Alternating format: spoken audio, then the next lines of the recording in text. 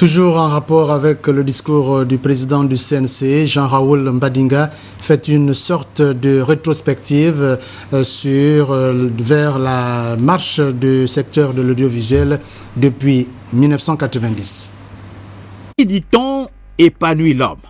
Mais le visage qui apparaît dans cette glace prouve bien le contraire et démontre deux choses. L'attachement à la profession et l'incertitude.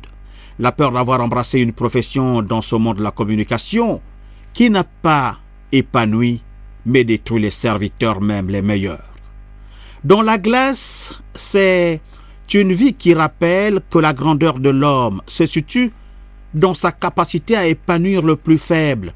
Le patron du CNC a su le faire avec la manière, c'est-à-dire apporter la peur de l'avenir du communicateur à la lumière du monde et la confier à ceux qui ont le pouvoir de façonner le destin d'un monde toujours nourri de regrets.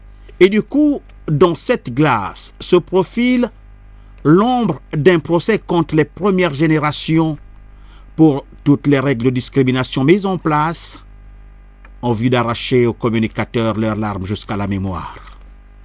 1990, la RTG conduisait la première et véritable grève des communicateurs gabonais. Ce fut le premier combat pour le droit à la légalité et à la reconnaissance.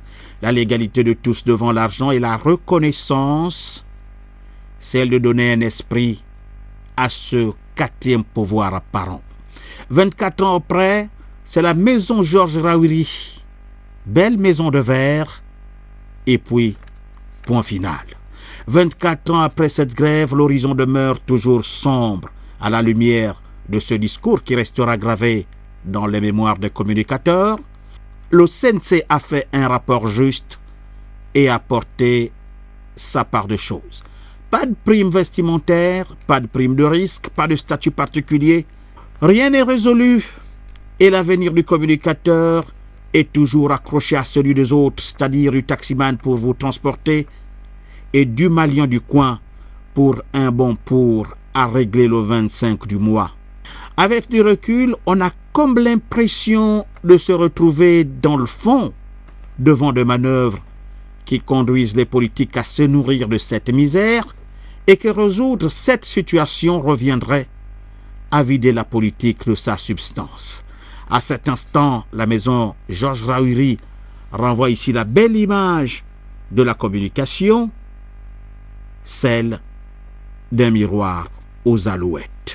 Guy Bertrand Mapango a remis à Dieu la vie du communicateur afin qu'émerge une presse considérable avec des professionnels considérables. Cela revient à former une élite libre, responsable, loin des frustrations qui constituent l'encre de certaines plumes. Mais dans cette bouteille à encre, ni liberté ni prix ne sont visibles, mais pourtant, nous devons avancer ensemble pour un mariage de raison, c'est-à-dire le Gabon, notre projet commun d'avenir.